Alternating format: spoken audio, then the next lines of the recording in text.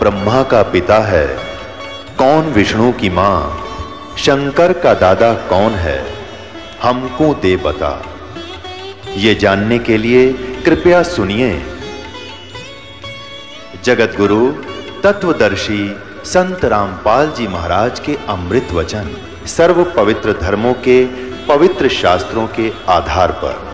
और फिर हमारे को एक ऐसा सौंप दे दिया, साबुन दे दिया भगवान ने कि जैसे हम प्रतिदिन कपड़ा पहनते हैं और वो प्रतिदिन पहनने से स्वाभाविक जिस क्षेत्र में हम रह रहे हैं वो मैला भी होता है, तो सुबह उसको धो ले साबुन और जल से तो फिर साफ हो जाता है। तो जानबूझ कर को गारा में घसीट है, वो तो मूर्ख था। पहले हम जानबूझ कर गारा में घसीट रहे थे इसने, तो अब तो हम जानबूझ कर अपने पाप इकट्ठे करा को नहीं। अनजाने में कोई होंगे तो उनके लिए हमें मंत्र सारी सिद्ध क्रिया बता दी, ये डेली हमारा अंतःकरण साफ होता रहेगा, हम स्वच्छ बने रहेंगे। तो यहाँ कहते हैं जय सतगुरु की, ऐसे सतगुरु की कोई निंदा करे तो गरीबदास जी कहते हैं जम तोड़ेंगे होठ, यानी ऐसा बुरी तरह पीटेंगे चाहे कितना लागो, मुंह पर लागो, सिर में लगो, ऐसे लठ मारेंगे तुम्हारे ऐसे संत की जो निंदा करते हैं। फिर क्या बताते हैं, सगुरु मानुष कर जानते ते नर कई है अंध, ओवे दुखी संसार में फिर आगे काल के फंदे। अब क्या बताते हैं कि गुरु को यदि आप मनुष्य एज ए मैन ट्रीट करोगे तो अधूरे रह जाओगे। जैसे पुण्यात्माओं, एक गणित के अंदर एक प्रश्न आता है, क्वेश्चन आता है, और जिसमें मूलधन ज्ञात करना होता है, तो ओरिजिनल मूलधन तो अरबों और करोड़ों में होता है। उस अरबों और करोड़ों के मूलधन को प्राप्त करने के लिए सपोज करना पड़ता है कि मान लो मूलधन 100 रुपये। हालांकि वो 100 रुपये मूलधन नहीं होता, लेकिन उसको मानने बिना हम ओरिजिनल मूलधन प्राप्त नहीं कर सकते, अपना प्रश्न हल नहीं हो सकता और हम फेल हो जाएंगे। इसलिए परमात्मा ने बताया है कि मान लो आपके गुरु जी जो हैं ये भगवान है, परमात्मा है। अगर इस दास के स्थान पर परमात्मा आए 600 वर्ष रह कर चले गए, हमने उनको भगवान नहीं माना, सुख भी मिले, दुख भी दूर हुए, ऐसी अनहोनी घटनाएं टली हमारी, सोच भी नहीं सकते थे। आज भी वही कबीर साहब कर रहा है, दास को तो निमत निमत बना रखा है। पुण्यात्माओं ये सत्कर मान लो। कहते करे करावे साइया मन में लहर उठा, दादू से दर जीव के वो आप बगल हो जाए। और उस समय तो स्वयं आए हुए थे, इतने सुख दिए और मुर्दे तक जीवित किए, लेकिन इन नकली संतों काल के दूतों ने भगवान को, लाल को कौड़ी बताया, भगवान को भगवान नहीं मानने दिया। तो हमने उनको गुरु नहीं माना, जिस कारण से वो छोड़ गए हमारे को। और लेकिन दयालु हैं, आपको चार्ज कर गए इतनी आशीर्वाद दे दे के, और आपको प्रथम मंत्र दिया गया था 5 नाम का, जो बीच बीच के आपके नाम है। अब जो कंप्लीट कोर्स तो अब देना था ये, तो उससे भी आपको इतना लाभ मिल गया कि कुछ संसारिक धंधे आपके ठीक होते रहे, सुख होते रहे काल के, और फिर मनुष्य जीवन अधिक प्राप्त हो गए, जिस कारण से आज आप मनुष्य जीवन प्राप्त करते हुए आ रहे हो। और आपके अंदर कैसे गुण हैं, एक देवता जैसे। एक ये आश्रम है और इसमें परमात्मा के प्रगट दिवस के ऊपर लगभग 70-80 हजार श्रद्धालु आए थे। अरे ऐसे बैठे थे जैसे ऐसे ढंग से सेट रहे, यहाँ पर कोई किसी प्रकार की कोई असुविधा एक दूसरे को नहीं होने दी। आपके अंदर वो गुण मनुष्य वाले आज तक विद्यमान है, क्योंकि आप पहले से ही मनुष्य जीवन था आपका।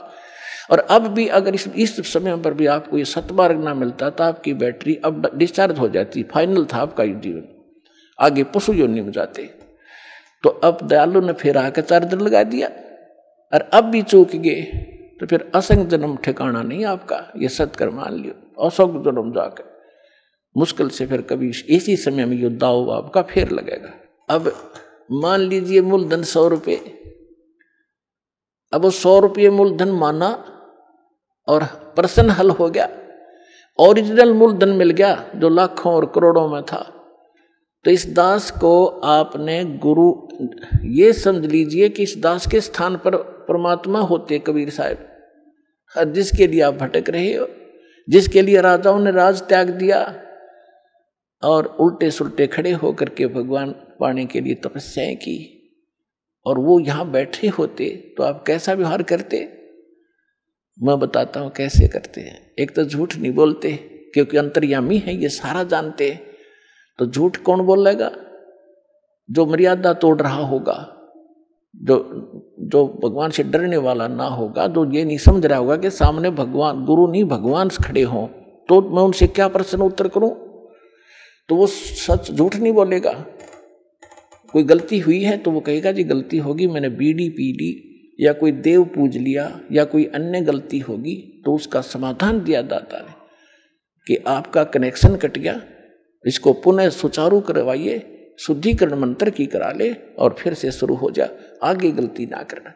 तो ये थोड़ा सा ऑप्शन इसलिए लिया है परमात्मा ने कि इस काल ने पूरे मानव को अज्ञान से भर रखा है, और एक परिवार में एक या दो ही परमात्मा का बच्चा प्रथम आता है, और वो कोई ना कोई ऐसी समस्या उसके आगे अड़ ही जाती है जिस कारण से संघर्ष करते करते भी गलती बन जाती है।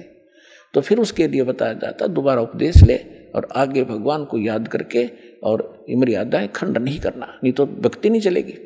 तो एक दो बार आपको ये ऑप्शन दिया गया है और आप इसको फिर दोबारा ले लीजिए मंत्र, आप फिर स्टार्ट हो जाएंगे।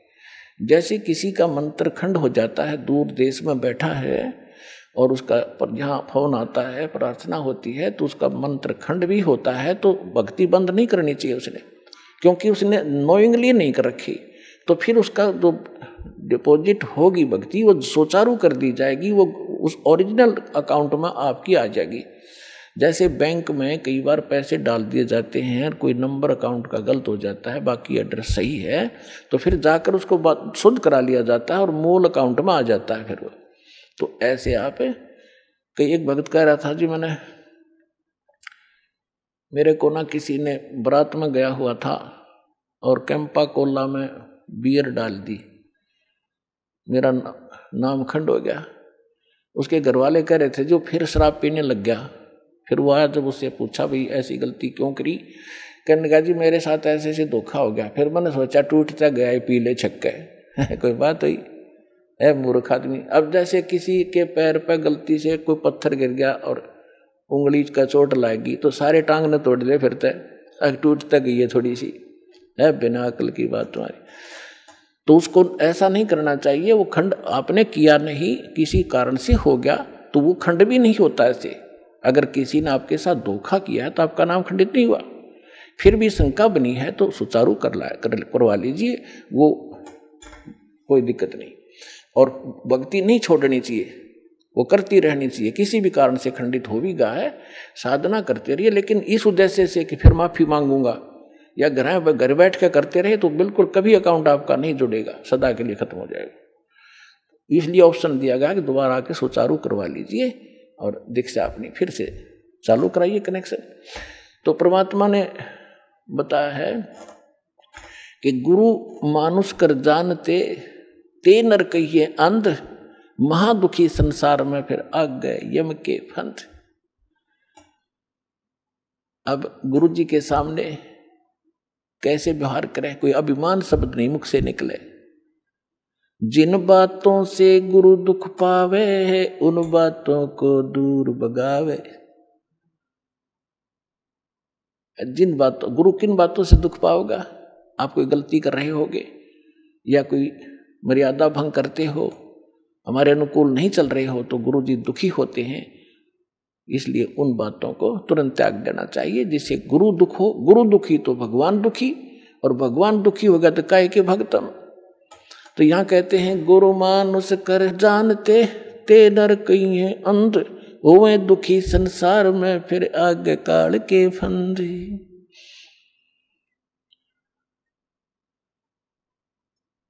गुरु को पुरुष कर जाने और पूरे गुरु की सेवा ठाने।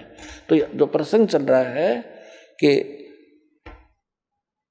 आप जी ने गुरु जी को परमात्मा मानना चाहिए, गुरु जी को एज ए गॉड ट्रीट करना चाहिए, क्योंकि जब आप यहाँ से शरीर छोड़कर जाओगे, जैसे आपको कथा सुनाते हैं कई बार कि अजाजिल नाम के एक भगत थे, जैसा उनको गुरु मिला उसने अपना साधना की परिणाम यज्ञ ही किया उसने, और वो वहाँ जाकर उसकी परीक्षा हुई तो फेल हो गया, तो खाक उसने साधना की, सामने लड़का खड़ा कर दिया और उसके वचन का है, और भगवान कह रहे हैं परिणाम कर, फिर अपनी औकात नहीं भूला वो, तो तुरंत अगर उस मन ने सच्चे ढंग से की होती तो वहाँ अकड़ मिलती ही नहीं, उसमें वो अभिमान ही नहीं मिलता, तुरंत कर देता। अपने बालक को, अपने बच्चे को हम कंधे बैठाते हैं, अपने बेटा बेटी को सिर पर बैठा लेते हैं, ऐसे कंधे बैठा कर उसके दोनों पैर पकड़ लेते, तो वहाँ क्या दिक्कत थी उस मूर्ख को? बिना ज्ञान के ऐसे मार खाता इंसान। तो पुण्यात्मा, जब आप यहाँ से शरीर छोड़कर चलोगे, ठीक आपकी साधना जो कर रखी है वो जैसे मूल कमल से चलोगे, और मूल कमल से चल के फिर आपका जो सब, क्योंकि मूल कमल फिर स्वाद चक्र, नाभि चक्र, हृदय कमल, कंठ कमल, फिर त्रिकुटी पर पहुंचोगे, तो यहाँ तक तो आपका अकाउंट क्लियर मिलेगा, लेकिन त्रिकुटी पर जाके वहां आपकी परीक्षा होगी, दास के रूप में परमात्मा मिलेंगे, और जैसा आपका यहाँ व्यवहार है, विचार है, जैसी श्रद्धा है, जैसा दोष या निर्दोष आप अपने गुरु को मानते हो, तो वहाँ भी आपके ज्यों के तो मिलेंगे। तो वहाँ आपके कहने की जरूरत ना पड़े, वहाँ तो आपके मस्तिष्क पर लिखा हुआ एक, जैसे ये टीवी पर चलता है ना, मोबाइल पर, तो वहाँ प्ले हो जाएगा अपने आप, और वह कहते वहाँ का फिर वापस हुआ, फिर कभी नहीं वापस जा पाएगा। तो पुण्यात्माओं, जो काम करो तो ढंग से करो, जिस मार्ग पर लगते हो सफलता तभी मिलेगी। तो गुरु जी को यहाँ आपने एज ए गॉड ट्रीट करना है। पुण्यात्माओं,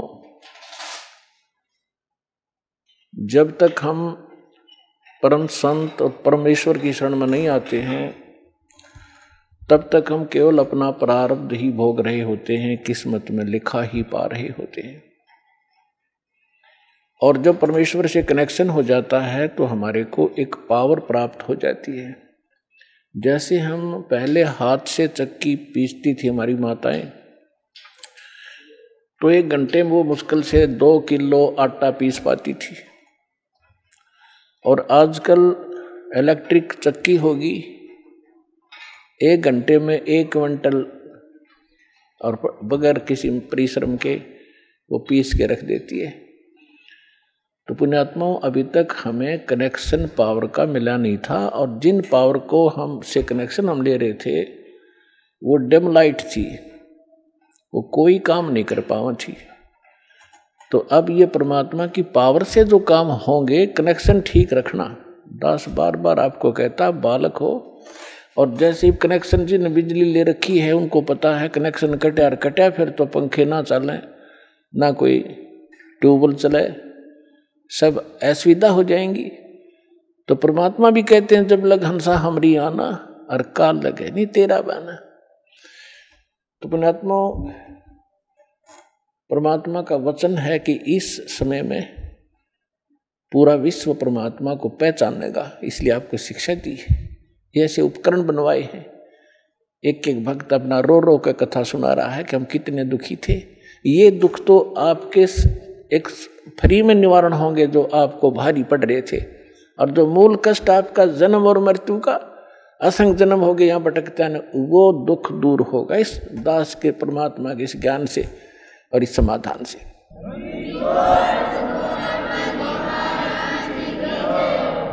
कबीर साहब कहते हैं, पर्वत पर्वत में फिरा कारण अपने राम, राम जैसे संत मिले जिन सारे सब काम।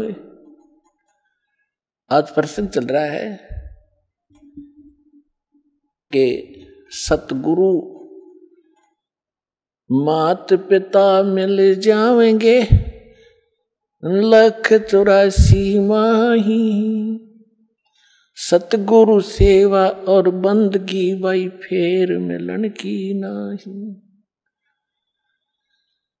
तो परमात्मा अपनी महिमा को अपने ऊपर ही चित्रार्थ करके सुनाते हैं कि पर्वत पर्वत में फिरा, कारण अपने राम, राम जैसे संत मिले जिन सारे सब काम। तो उसके लिए कहते हैं गुरु गोविंद दोनों खड़े, काके लागू पाए, बलिहारी गुरु अपना, जिन गोविंद दियो मिलाए। अपनात्माओं, परमात्मा कहते कबीर हरि जय रूठ जा, गुरु की शरण में जाए, कहे कबीर गुरु रूठ गए तो हर नहीं होत सहाय। अब जैसे किसी व्यक्ति को सुख प्राप्त है और चाहे वो भक्ति कर रहा है नहीं कर रहा है, तो आम व्यक्ति ये कहा करता है कि इसका भगवान राज्य है, इसका परमात्मा इस पर प्रसन्न है।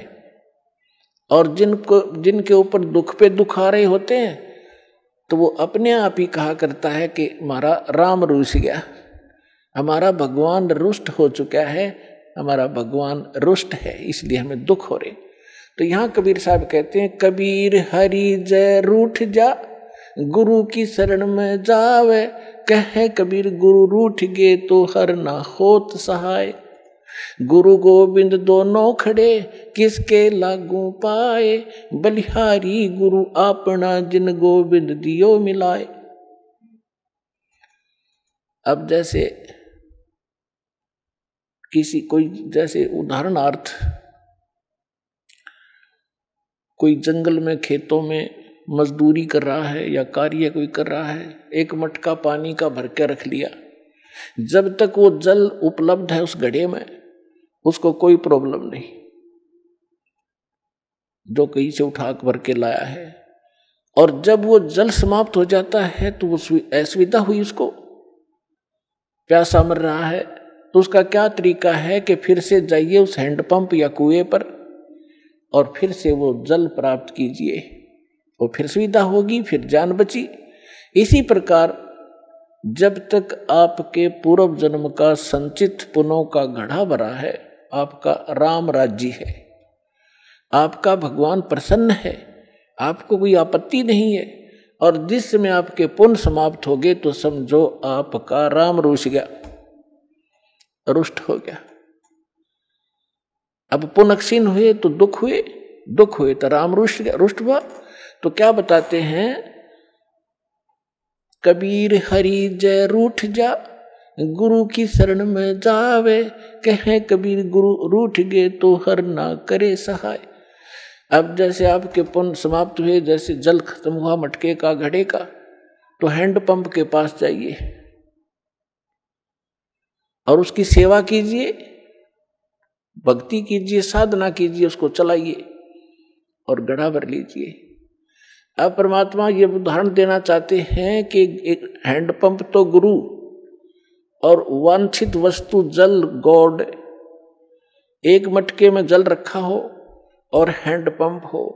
आपसे कोई कहे कि मैं इन दोनों में से आप कौन सा सिलेक्ट करोगे, आप घड़ा चाहोगे, जल रखोगे या हैंडपंप रखना चाहते हो, तो अंडरस्टूड है कि इस हैंडपंप से तो लाखों घड़े भर लेंगे, और इस घड़े में तो जल है तो एक दिन भी पूरा नहीं हो सकता, चलेगा। तो यहाँ कहते हैं कि गुरु गोविंद दोनों खड़े, जल तो गोविंद है और हैंडपंप गुरु है, हैंडपंप से ही गोविंद मिल रहा है आपको। तो क्या आप पे उदाहरण देते परमात्मा, बलिहारी गुरु अपना, जिन गोविंद दियो मिलाए। हम तो बलिहारी गुरु के ऊपर जिसने गोविंद मिला दिया। तो परमात्मा क्या बताते हैं, फिर मर्यादा बताते हैं ऐसे सतगुरु की, भाई गुरु से अधिक ना कोई ठहराई, मोक्ष पंथ नहीं गुरु बिन पाई। आप नित्य नियम डेली पढ़ते हो, ये आप डेली पढ़ते हो, इससे ज्ञान यज्ञ का लाभ होता है, लेकिन इसको गहराई से विचार नहीं करते हो। ये आपको इसलिए दिए हैं, आपको दोनों लाभ होंगे, एक तो ज्ञान यज्ञ और साथ में आप सतर्क रहोगे तो लाभ होगा आपको। इसमें क्या बताया गया है, गुरु से अधिक ना कोई ठहराई, मोक्ष पंथ नहीं गुरु बिन पाई। राम कृष्ण बढ़ते हु पुर राजा, तिन गुरु बंद कीन निज काजा। गई भक्ति सतगुरु की करही, आदि नाम निज हृदय धरही। गुरु चरणन से ध्यान लगावे, अंत कपट गुरु से ना लावे। अब यहां परमात्मा बताते हैं कि गुरु से अधिक किसी को नहीं माने। अपने आत्माओं ये फाउल पॉइंट बताए जाते हैं सत्संग के माध्यम से, खिलाड़ियों को भी सिखाया जाता है कि तुम ऐसे करोगे तो फाउल हो जाओगे, ऐसे करोगे फाउल हो जाओगे। तो जो बच्चा खिलाड़ी उन फाउल पॉइंट से डरेगा तो सफल होता है। अब जैसे इस ज्ञान को सुनकर समझकर, क्योंकि आज बहुत इंटेलिजेंट समाज है, मानव समाज, विद्वान है, किसी ने लॉ कर रखा है, किसी ने डॉक्टरी कर रखी है, किसी ने और इंजीनियरिंग कर रखी है, कोई IAS IPS के हैं, इंटेलिजेंट है, एजुकेटेड है, उनके बोलने के तरीके भी आम जन से अधिक अट्रैक्टिव होते हैं। तो यहाँ इस ज्ञान को समझकर, और कोई कहीं खड़ा होकर कोई ये प्रवचन करता है और फिर कोई ये कहता है कि बहुत अच्छा प्रवचन किया, इसने बड़ा अच्छा ज्ञान दिया, बात वही है तो दास से सुनी हुई है। तो ये कौन कह सकता है ये बातें? जिसने शराब पी रखी हो। गुरु के ज्ञान में और उसके द्वारा बताए गए उस ज्ञान में आप अंतर मान गए कि इसने बहुत बढ़िया बता दिया, तो आपने गुरु से अधिक माना उसको, तो आप फाउल हो जाओगे। एक सीधी सी बात है, किसी के घर चोरी होगी और किसी ने जाके संदेशा दिया कि भाई आपके घर पर चोरी होगी। अगर सामने वाले ने शराब नहीं पी रखी होगी तो तुरंत उस सतर्क होगा और पूछेगा भाई कितना के धन खराब हुआ, और जैसे भी फिर आगे बताएगा वो बहुत इतना ही पर्याप्त है उसको ये सुनना कि तुम्हारे घर पर चोरी होगी। और उसके साथ 2-3 और शराब पिए पड़े थे, उन्होंने भी सुन ली। वो शराबी कह रहा है आपका चोरी हो गई, तो जिसका चोरी हो रही थी उन्होंने बोला हाँ इसने बहुत बढ़िया सुर में बोला, बहुत अच्छा सुनाया। अरे भले आदमी, ये सुर में सुनाने से एक सिंपल वे से कहने से वो अच्छा कह रहा है, तो दोनों शराबी है वो। तो कहने का भाव ये है कि जब इंसान होशमा होगा इतना ही पर्याप्त है। तो कहते हैं गुरु से अधिक ना कोई ठहराई, मोक्ष पंथ नहीं गुरु बिन पाई।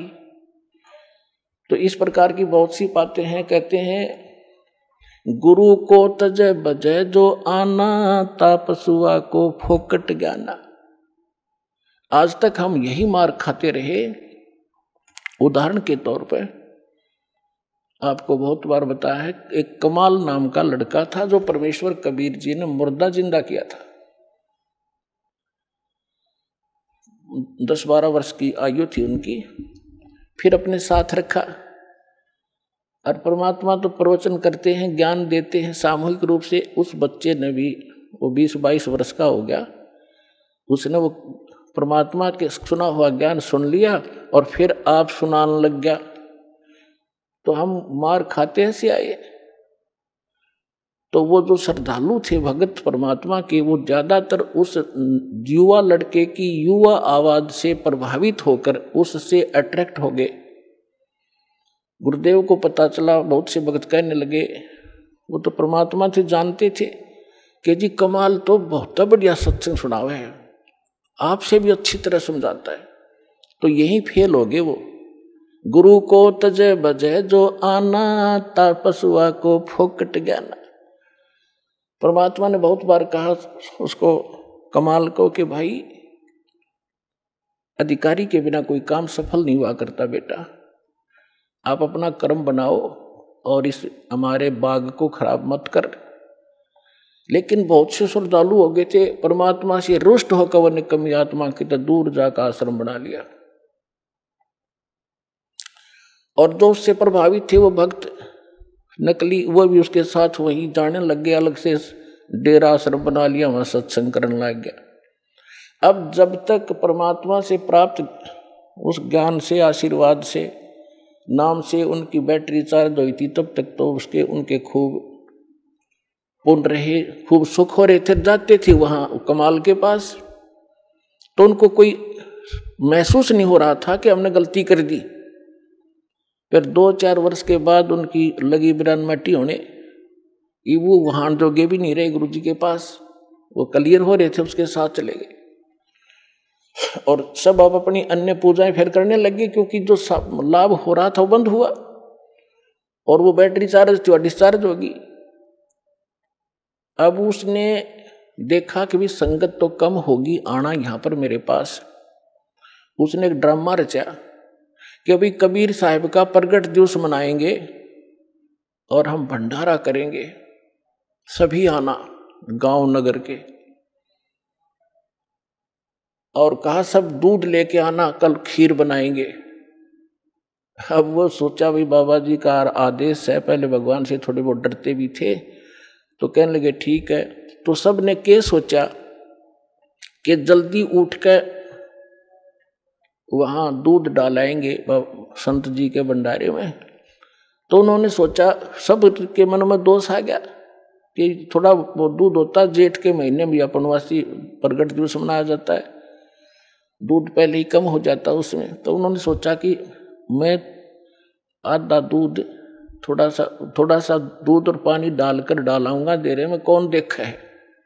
परमात्मा ने ऐसी प्रेरणा की, पूरे गांव के जितने भी 100-200 भगत थे वो एक एक लोटा पानी, थोड़ा सा दूध डालें और पानी का लोटा, उनने लाइन लग गई वहाँ पर।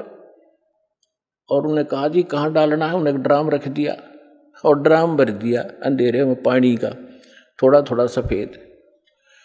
तो सुबह उठकर वो कहने लगा, कमाल के भी आज तो सारा गांव प्रसन्न हो गया है और बहुत दूध आया है, बना लो खीर। वह सेवादार खीर बनाने गए और पानी का भरा ड्राम बोला जी दूध तैयारी तो पानी है मेरा। इतना शर्मिंदा हो गया, वो गांव छोड़ के भाग गया वहां से रामजादा। तो पुण्यात्माओं, गुरु को तजय बजय जो आना, तापसुआ को फोकट ज्ञाना। आगे सुनाते हैं, गुरु चरणन से ध्यान लगावे, अंत कपट गुरु से ना लावे। गुरु सेवा में फल सर्वस आवे, गुरु विमुख नर पार न पावे। गुरु वचन निश्चय कर माने, पूरे गुरु की सेवा ठाने। पूरे गुरु की, इनकम्प्लीट से कोई लाभ नहीं होता। मोबाइल का एक नंबर भी फोन का कम हो जाए तो पता नहीं कहाँ मिलेगा जाके, यानी आपका कार्य सिद्ध नहीं होगा। गुरु की शरणा लीजय भाई, ताते जीव नरक नहीं जाई। गुरु कृपा कटे यम फांसी, विलम न हो मिले अविनाशी। गुरु बिन काहु न पाया ज्ञाना, जो थोथा बुझ छड़े मूड किसाना। तीर्थ व्रत और सब पूजा, गुरु बिन दाता और न दूजा। अब क्या बताते हैं परमात्मा, गुरु के चरण सदा चित दीजय, जीवन जन्म सफल कर लीजय। गुरु भक्ता मम आत्म होई, वाके हृदय रहूं समोई।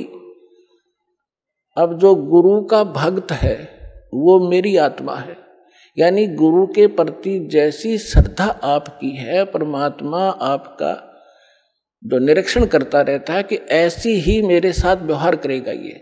तो गुरु के कहते हैं, गुरु का भक्त वो मेरी आत्मा हुई और वाह के हृदय में रहूं समोई। 68 तीर्थ भ्रम भ्रम आवे, 100 फल गुरु के चरणा पावे, 10वां अंश गुरु को दीजे, जीवन जन्म सफल कर लीजिए। अपने आत्माओं परमात्मा कहते हैं, कबीर साहब की वाणी हम पहले ही पढ़ा करते थे। कबीर चिड़ी चोंच भर ले गई, नदी न घट्यो नीरे, दान दिए धन घटे नहीं, यूं कह रे साहिब कबीरे।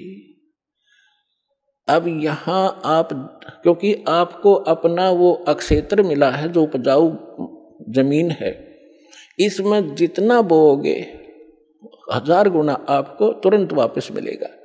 ये कोई भाट भिखारी का आश्रम नहीं, उस समर्थ का दिया हुआ आश्रम है, उसका दिया हुआ ज्ञान है। यहाँ पहले हम क्या देखा करते थे गांव में कि भी ऐसे कोई आपत्ति आ गई, कोई धर्म कर दो, बना के मीठे चौड़ खा लिया करते, उसी से आपत्ति हल्की हुई महसूस होती थी। और यहाँ कैसे भंडारे चल रहे, कहाँ कहाँ से दुखी आत्मा आती है, यहाँ आते 90% शांति उनको ये हो जाती है, किसी चीज की असुविधा नहीं, तो 90% टेंशन यहाँ आते खत्म हो जाती है। ऐसे स्थान पर किया हुआ दान, कहते धर्म तो 10 का नहीं, 10 का माने नाश नहीं होता ऐसे किए हुए पुण्य का, और 10 के तीनों लोग खैर आए तो मैं खैर है कीजिए आत्म भोग। तो यहाँ कबीर साहब कहते हैं 10वां अंश गुरु को दीजिए, जीवन जन्म सफल कर लीजिए। गुरु बिन होम यज्ञ नहीं कीजिए, गुरु की आज्ञा माहे रहीजे। गुरु बिन माला फेरते, गुरु बिन देते दान, गुरु बिन दोनों निष्फल हैं, चाहे पूछो वेद पुराण।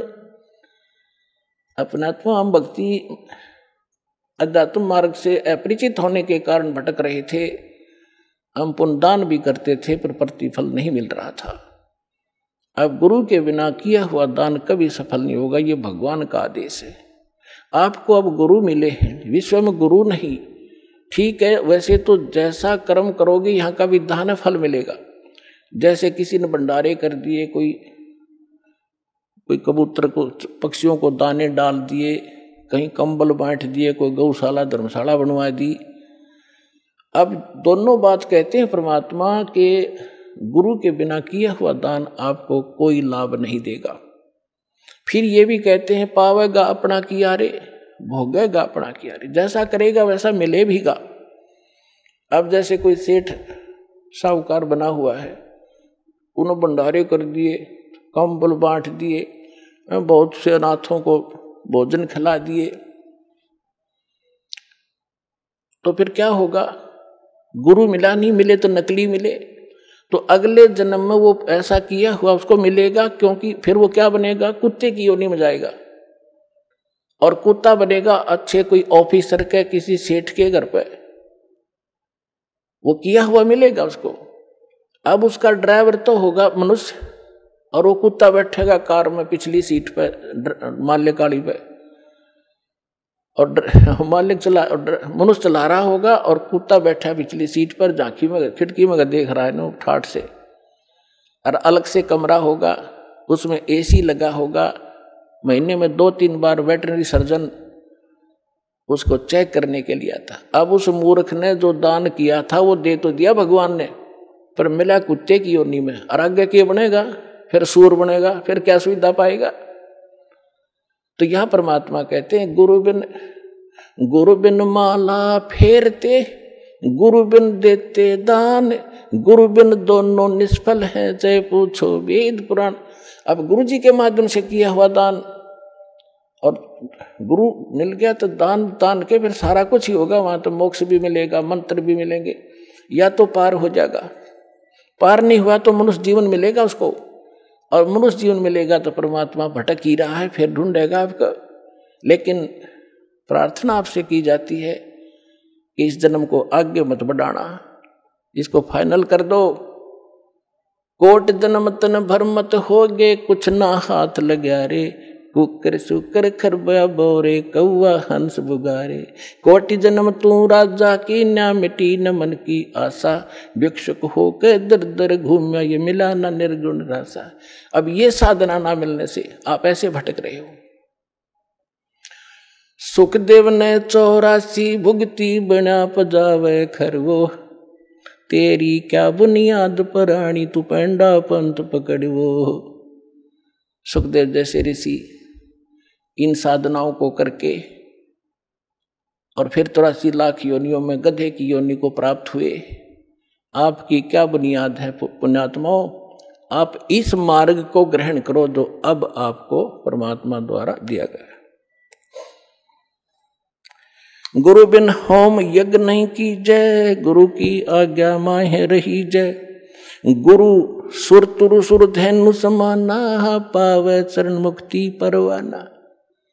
अब गुरु जो होगा वो सुर तुरु, जैसे हम सुना करते स्वर्ग में कहते हैं कि कल्प वृक्ष है, देवताओं का वृक्ष, तो यहाँ कहते हैं गुरु, जो गुरु होगा, बाकी नकली तो है ये इधर कख भी नहीं इनके पास।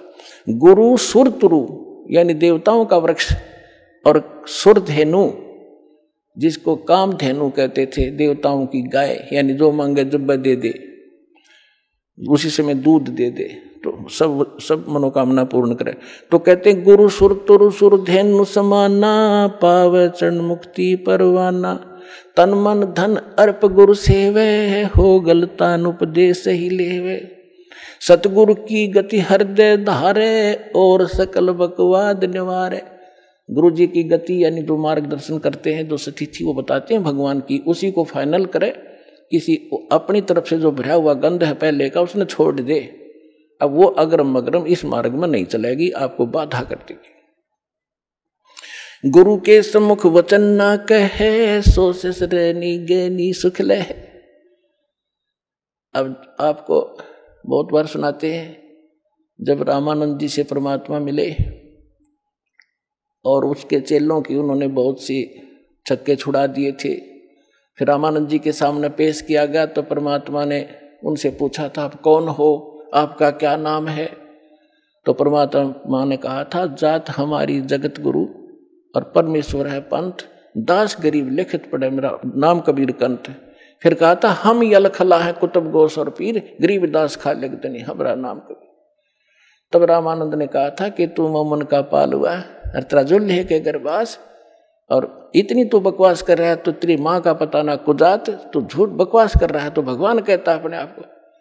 तो हाथ जोड़ के विनम्र भाव से वो धमका रहे हैं, क्योंकि उन्होंने उनको गुरु धारण कर लिया था और एक अच्छे से इसकी परमात्मा क्वालिटी बता रहे हैं, रिहर्सल करके वो गाली दे रहे हैं, धमका रहे हैं, और वो विनम्र भाव से खड़े हैं कि आप जो कह रहे हो श्रोधारिये, लेकिन मैं जो कह रहा हूँ गुरुदेव वह भी सच्ची मान लेना कि हम ही अलख अला हैं कुतुब गोस और पीर, गरीब दास खा लेते हमारा नाम कबीर।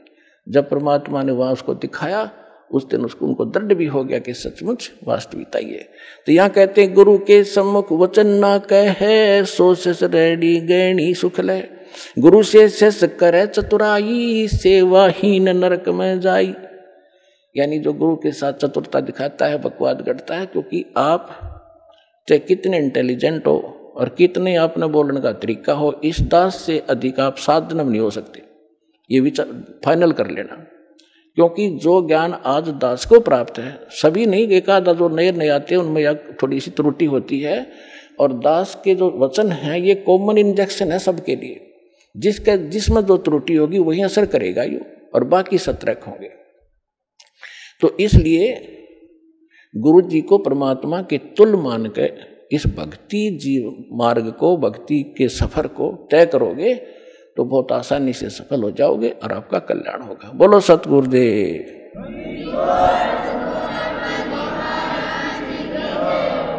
परम पिता परमात्मा पूर्ण ब्रह्म सारी सृष्टि के रचनहार कबीर परमेश्वर जी की असीम रजा से आप परमात्मा की प्यारी आत्माएं परमेश्वर की महिमा सुनने के लिए उपस्थित हुए। पुण्यात्माओं,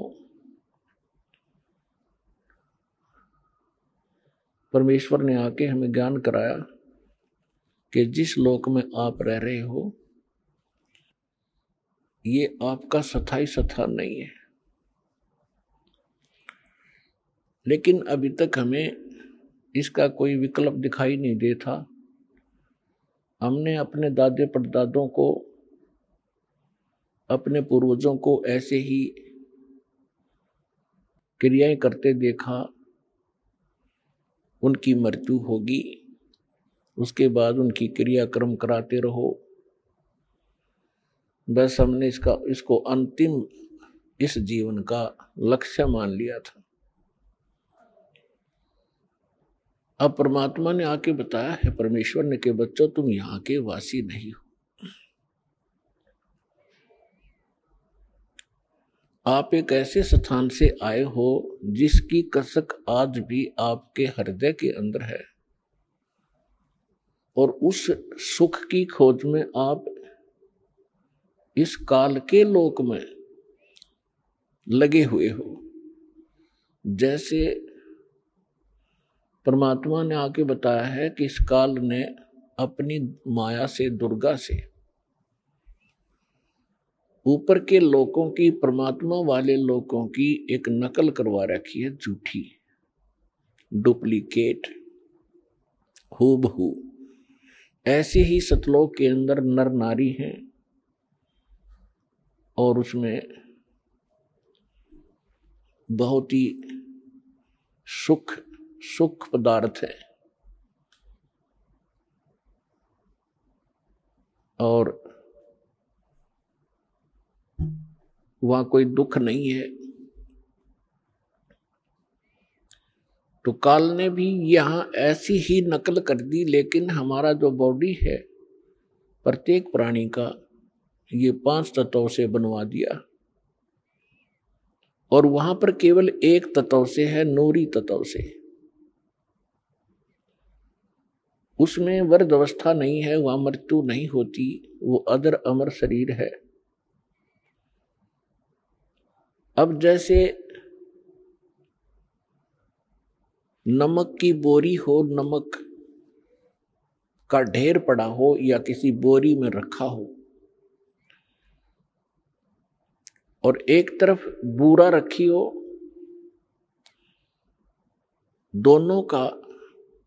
दोनों की जो है एक जैसा कलर होता है, लेकिन उसके टेस्ट में अंतर होता है। इसी प्रकार हम नमक की बोरी में और उस खांड के, बूरा के, चीनी के टेस्ट को खोज रहे हैं, कभी नहीं मिल सकता। वो टेस्ट आ ही नहीं सकता। वो टेस्ट तो भाई बूरा की बोरी में ही आएगा। तो परमात्मा यहां स्वयं आते हैं, आकर हमें याद दिलाते हैं। क्या बताते हैं? मन तू चल रे सुख के सागर, जहां शब्द सिंधु रत्नागर। मन तू चल रे सुख के सागर, जहां शब्द सिंधु रत्नागर। सुख सागर, श्रीमद् भगवत गीता अध्याय नंबर 4 के अंदर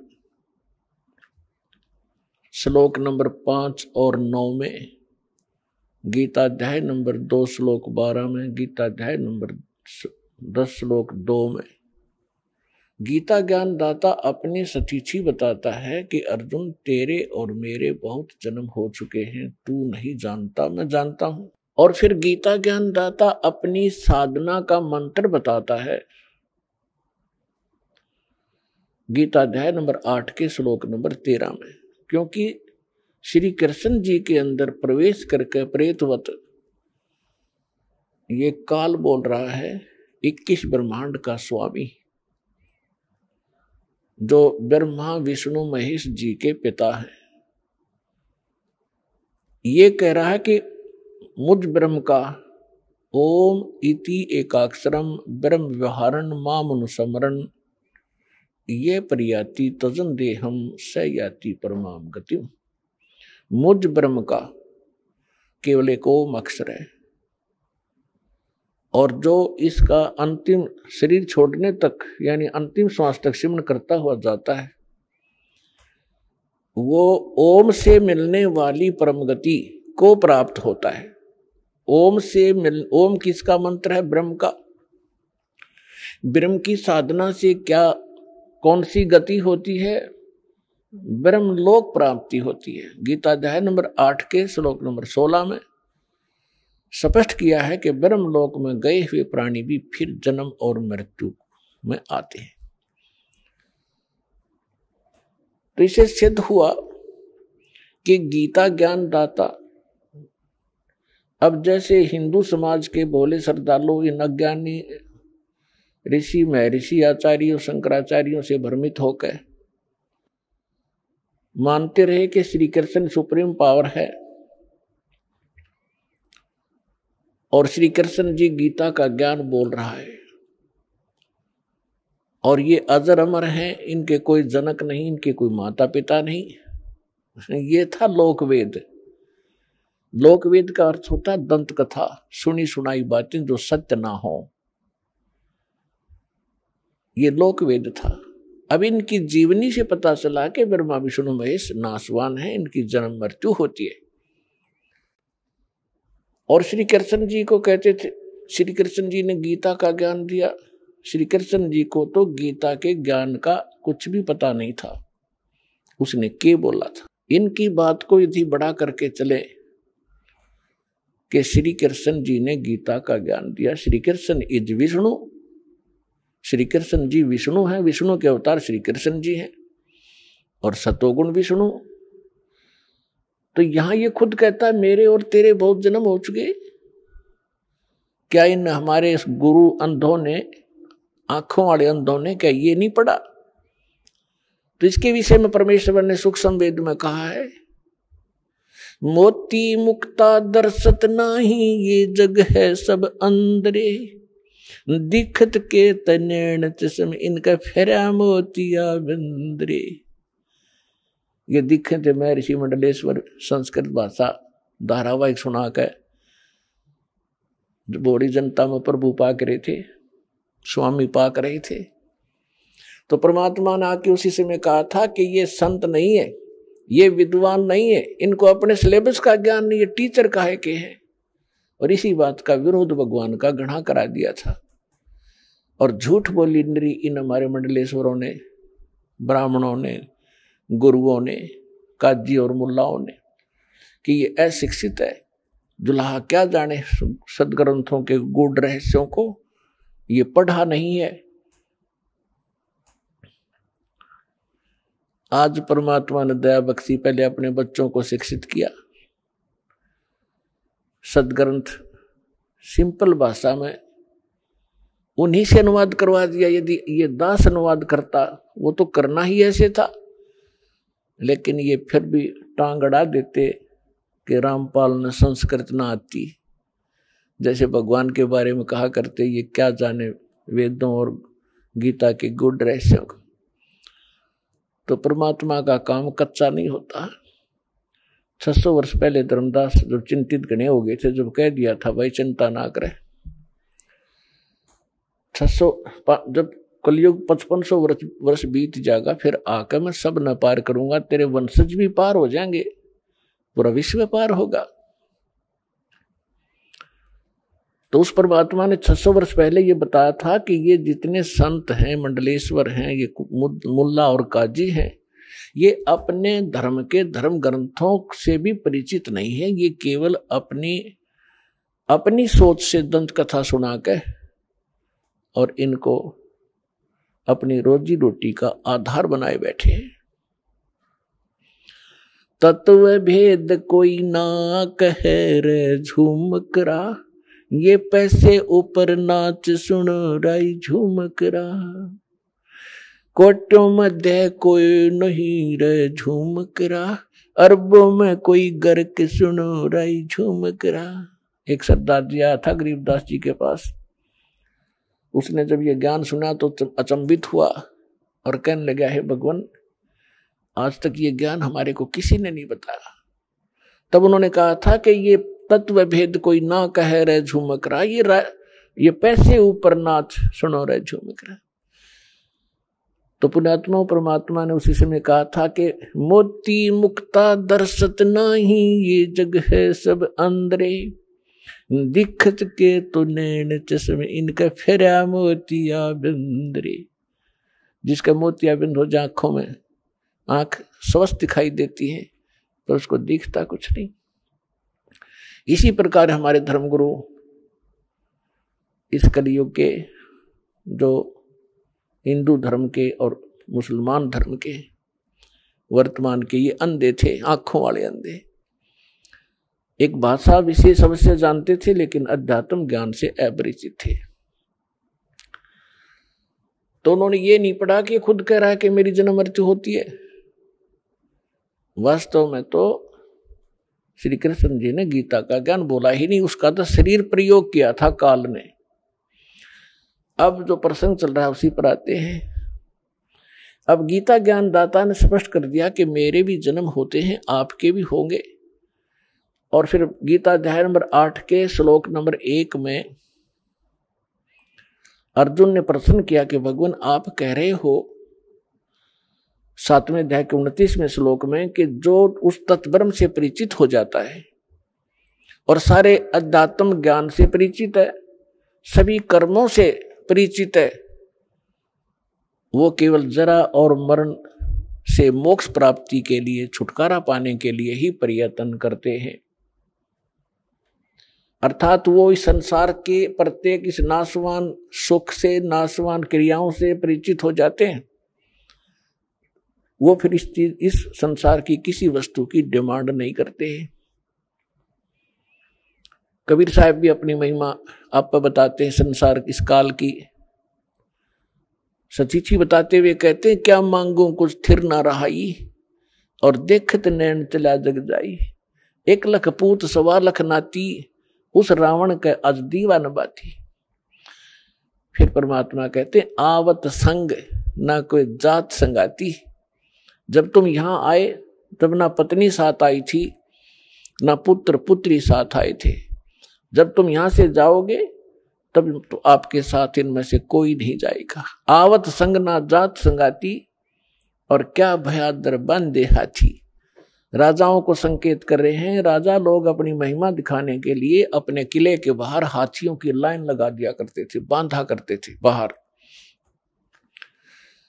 ताकि दूसरे राजाओं के गुप्तचर आवे। राजा अपनी महिमा दिखाते थे। कुछ जब एक आदमी राजा के पास 200 हाथी बंधे हुए हैं तो कितना सक्षम होगा, या प्रभुता थी उनकी। तो परमात्मा कहते हैं, क्या भयादर बांधे हाथी, द्वारका गाथी बांध के क्या फूला समाता है। कल मृत्यु हो जाएगी, परसों गधा बनेगा। फिर क्या बताते हैं, कह कबीर अंत की बारी, जैसे हाथ झाड़ के चला जुआरी। जो भक्ति नहीं करते, इस संसार के झूठे सुख, इन पदार्थों के संग्रह में अपना जीवन नाश कर देते हैं, वो अंत समय में ऐसे पछताएंगे जैसे हारने के बाद जुआ खेलने वाला जुआरी हाथ मसलता जाता है सर्वनाश करा के। आइए अब हम उन श्रद्धालुओं के अनुभव जानते हैं जो जगत गुरु तत्वदर्शी संत रामपाल जी महाराज जी से दीक्षा प्राप्त कर चुके हैं तथा उनके द्वारा बताए गए भक्ति मार्ग पर चल रहे हैं। नमस्कार जी। जी नमस्कार। क्या नाम है जी आपका? रानी देवी। बहन जी आप कहाँ से हैं? जी कटिहार बिहार से। संत रामपाल जी महाराज से नाम दीक्षा आपने कब ली? जी 6 जुलाई 2017 में। संत रामपाल जी महाराज से नाम दीक्षा लेने से पहले आप क्या भक्ति साधनाएं करती थी? जी देवी देवताओं की भक्ति साधना करते थे और 18 साल से संत मत से जुड़े हुए थे। तो फिर आप संत रामपाल जी महाराज की शरण में कैसे आईं? जी मेरे पति को एक संत रामपाल जी के अनुयायी के द्वारा पुस्तक मिली थी जीने की राह, और वो सारा दिन पुस्तक पढ़ते रहते थे। फिर हम बोलते थे हमने तो गुरु बना रखा है, इतना पूजा पाठ कर रहे हैं फिर भी कोई शांति नहीं है, फिर से आप किसी बाबा का चक्कर में पड़ गए, ये वो पुस्तक पढ़े रहते हैं, 3-3 बच्चे हैं, काम नहीं कीजिएगा तो कैसे होगा, ये सब हम पूरा डांट लगाते थे। लेकिन वो तो पुस्तक में डूबे हुए थे। उसके पहले से 2001 से ही सर का दर्द से हम परेशान थे, डॉक्टर को दिखाते थे तो बोलता था क्या ये दर्द कभी नहीं छूटने वाला, बहुत से डॉक्टर को दिखाए। उसके बाद उस चीज़ से भी परेशान। मेरा वेट जो है वज़न 40 kg से कभी ज़्यादा नहीं होता था और ब्लड प्रेशर BP 60/90 से भी ज़्यादा नहीं होता था। यानी प्रत्येक महीना मेरे पति हमको डॉक्टर के यहाँ ले जाके परेशान रहते थे, बोलते थे बार बार बीमार पड़ते रहती है। तो जब मेरे पति जब नाम दीक्षा लिए तो घर में थोड़ा बहुत राहत होने लगा। फिर हम पुस्तक को पढ़े, ज्ञान गंगा और जीने की राह, उसको अच्छा से समझे। समझने के बाद बोले परमात्मा तो कहीं और है, ये परमात्मा तो सब कुछ कर सकते हैं। तो फिर हम नाम दीक्षा लेने के लिए तैयार हो गए, फिर नाम दीक्षा लिए। संत रामपाल जी महाराज से नाम दीक्षा लेने के बाद आपको क्या क्या लाभ मिले? लाभ तो इतना मिले कि इतना मैं बता भी नहीं सकती। परमात्मा की दया से बहुत सारे लाभ मिले। पहला लाभ जो मेरा सर में दर्द था वो तो अभी एकदम कंटिन्यू, पहले तो चश्मा लगाने के बाद भी दर्द एकदम से किसी टाइम में भी नहीं छूटता था। अभी तो आदत सा लग गया है तो चश्मा लगा के रखते हैं, और ना भी लगाए तो कोई फ़र्क नहीं पड़ता है। दूसरा लाभ, मेरा बच्चादानी में प्रॉब्लम था। 17 में जब हम दिखाए थे तो डॉक्टर बोला क्या लास्ट है, अब तो यूट्रस निकलवाना ही पड़ेगा। और उस टाइम में मेरा एज 28 साल लगभग था। तो फिर बोले कि इतना जल्दी अगर हम बच्चादानी को निकलवा देंगे तो प्रॉब्लम हो जाएगा। फिर हम नाम दीक्षा लेने के बाद फिर परमात्मा से बोले कि हे परमात्मा, बंदी छोड़ सदगुरु रामपाल जी महाराज क्योंकि अनेकों लाभ देते हैं तो हम उनको संत कह नहीं पाते हैं, परमात्मा से ही संबोधित कर देते हैं। और फिर बोले कि हे परमात्मा, आपके शरण में आने के बाद भी इतना कष्ट कैसे होगा मालिक। तो फिर परमात्मा ऐसे लगा कि बोले कि बेटा ठीक हो जाएगा, चिंता नहीं करना है। संत रामपाल जी महाराज से नाम उपदेश लेने के बाद वो मेरा बच्चादानी का घाव बिल्कुल ठीक हो गया। 2 साल बाद फिर हम अल्ट्रासाउंड करवाए तो एकदम बिल्कुल ठीक, कहीं कोई प्रॉब्लम नहीं। और BP भी मेरा मेंटेन हो गया। अब जब भी हम जांच करवाते हैं तो 120/80 रहता है। इस बार 2021 में मेरे पति को बुखार आ गया इतना, फिर डॉक्टर से दिखाए। डॉक्टर से दिखाने के बाद तो टाइफाइड निकल गया। टाइफाइड निकलने के बाद 10 दिन कंटिन्यू बुखार इतना तेज़, और लॉकडाउन में पूरा डॉक्टर सब जगह सब परेशान था। तो फिर हम बोले कि संत रामपाल जी महाराज से प्रार्थना लगवाए तो बोले बेटा ठीक हो जाएगा। फिर जैसे ही प्रार्थना का आदेश आया बेटा ठीक हो जाएगा तो सिर्फ चरणामृत पिलवाए उनको बस, और उनका बुखार ठीक हो गया। जबकि डॉक्टर बोल दिया था कि हम डॉक्टर के यहाँ लेके गए, डॉक्टर बोला कि अभी नहीं देखेंगे, पहले कोरोना टेस्ट करवाए, इनमें सारे लक्षण कोरोना के हैं। और फिर हम अरदास लगवाए कोरोना जांच करवाने से पहले, तो बोले बेटा ठीक हो जाएगा, चिंता नहीं करना है। तो फिर उनके बाद कोरोना जांच करवाए तो उनका कोरोना का रिपोर्ट निगेटिव है कि सारे लक्षण कोरोना के ही मौजूद थे उसमें। आपने बताया कि संत रामपाल जी महाराज की शरण में आने के बाद आपको बहुत सारे लाभ मिले। तो जो दर्शक आज आपको टीवी पर देख रहे हैं, खास करके महिलाएं, उनके लिए आप क्या कहना चाहेंगी? उनके लिए तो मैं यही कह रही हूँ कि हम तो बहुत से गुरु के पास भटक के थोड़ी बहुत लाभ लेने के लिए, लेकिन कुछ भी नहीं मिलता है। और असली लाभ तो यहाँ मिलेगा संत रामपाल जी महाराज से नाम दीक्षा लेकर शास्त्र अनुसार भक्ति करने से। संत रामपाल जी महाराज तो शास्त्र के अनुकूल भक्ति बताते हैं, जिनमें ना कोई आडंबर, ना कोई दिखावा, ना कोई बाहरी आडंबर, कुछ भी नहीं करना पड़ता है। सिर्फ 108 बार गुरु जी के द्वारा बताए गए मंत्र का जाप करना पड़ता है और कुछ भी नहीं करना पड़ता है, और हमको जो चाहिए वो मिल जाता है। संत रामपाल जी महाराज से नाम दीक्षा कैसे ले सकते हैं? जी, अनेकों चैनल पे संत रामपाल जी महाराज के सत्संग आते हैं, और सत्संग के नीचे पीली पट्टी में नंबर दिया रहता है। उस नंबर पे फ़ोन करके आपको जो दर्शक देख रहे हैं उनको उनके नज़दीकी जिला में प्रत्येक जिला में नामदान सेंटर है, उसको वहाँ से नामदान मिल जाएगा। धन्यवाद जी। जी सत साहेब।